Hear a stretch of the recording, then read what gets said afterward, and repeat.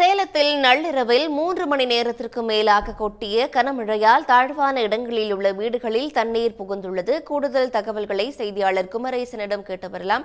குமரேசன், எந்தெந்த பகுதியில் மழை நீர் தேங்கியிருக்கு, மக்கள் என்ன சிரமங்களை எதிர்கொள்றாங்க, விவரங்கள் என்ன? அதாவது தமிழகத்தை பொறுத்தவரை கடந்த சில நாட்களாகவே பருவமழை பெய்து வருகிறது. குறிப்பாக பல்வேறு மாவட்டங்களில் கனமழை பெய்து வருகிறது. சேலம் மாவட்டத்தை பொறுத்தவரை கடந்த 2 நாட்களாகவே கனமழை கொட்டி தீர்த்து வருகிறது. அதாவது நேற்று முன்தினம் 83 மில்லிமீட்டர், அதாவது 8 சென்டிமீட்டர் அளவில் நேற்று முன்தினம் மழை கொட்டி தீர்த்தது. இதனால் பல்வேறு பகுதிகளில் உள்ள வீடுகளில் தண்ணீர் புகுந்தது. அதே போல நேற்று இரவு நள்ளிரவில் 3 மணி நேரம் அளவில் மழை கொட்டி தீர்த்ததின் காரணமாக பல்வேறு பகுதிகளில் மழைநீர் தேங்கி, தாழ்வான பகுதியில் மழைநீர் தேங்கி வீடுகளில் தண்ணீர் புகுந்திருக்கிறது.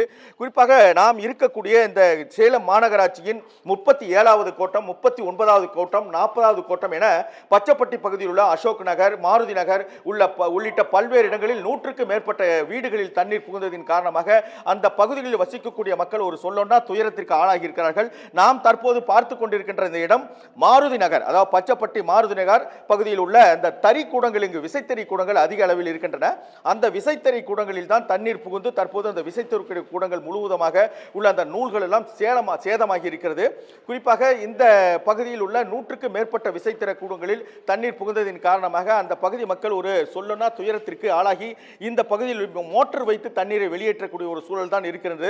ஏனென்றால் இது தாழ்வான பகுதி. இந்த தாழ்வான பகுதியில் வீடுகள் அதிக அளவில் இருப்பதன் காரணமாக கால்வாய் வசதி இல்லாததால் இந்த பகுதியில் இருக்கிறவர்கள் ஒரு கடுமையான பாதிப்புக்கு ஆளாகி இருக்கார்கள். இங்குள்ளவர்களே கேட்போம், ஆமா, இப்ப நேற்று இரவு மழை பெஞ்சது, என்ன மாதிரியான பாதிப்புலாம் ஆனதுங்க?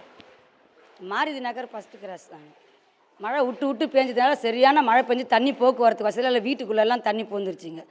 பாவெல்லாம் நினைஞ்சிருச்சுங்க. தொழில் பாதிப்பு அதிகமாக ஏற்பட்டிருக்கு எங்களுக்கு. மோட்டரெல்லாம் தண்ணியில் மிதக்க ஆரம்பிச்சிருச்சுங்க.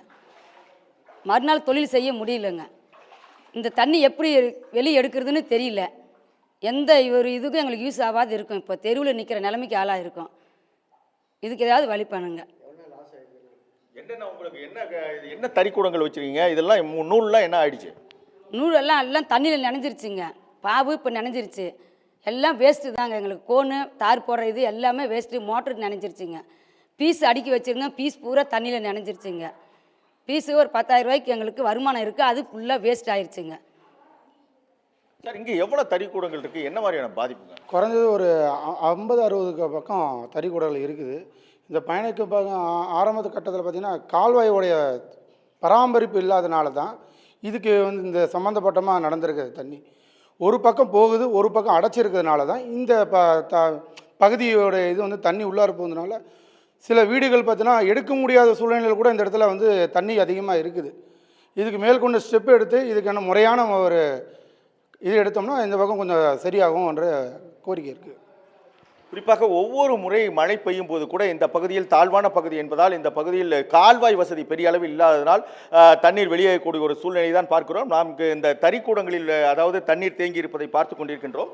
குறிப்பாக சேலத்தை பொறுத்தவரை சேலம் மாநகரில் மட்டும் 65.7 மில்லிமீட்டர் அளவில் மழையும், ஏற்காட்டில் 79 மில்லிமீட்டர் அளவிலும், அதேபோல ஆத்தூரில் 28 மில்லிமீட்டர், கரியக்கோவிலில் 72 மில்லிமீட்டர், சங்ககிரியில் 37 மில்லிமீட்டர், எடப்பாடியில் 61.4 மில்லிமீட்டர், மேட்டூர் 58.4 மில்லிமீட்டர், ஓமலூரில் 46 மில்லிமீட்டர் என மொத்தம் 535 மில்லிமீட்டர் அளவில் சேலம் மாவட்டத்தில் மட்டும் மழை அளவு பதிவாகி இருக்கிறது.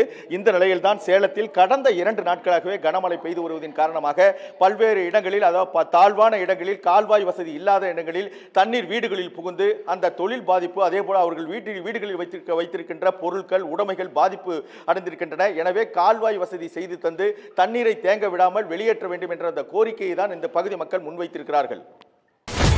சன் நியூஸ் வாட்ஸ்அப் சேனலை ஃபாலோ செய்யுங்கள். QR கோடை ஸ்கேன் செய்து சன் நியூஸோடு இணைந்திருங்கள்.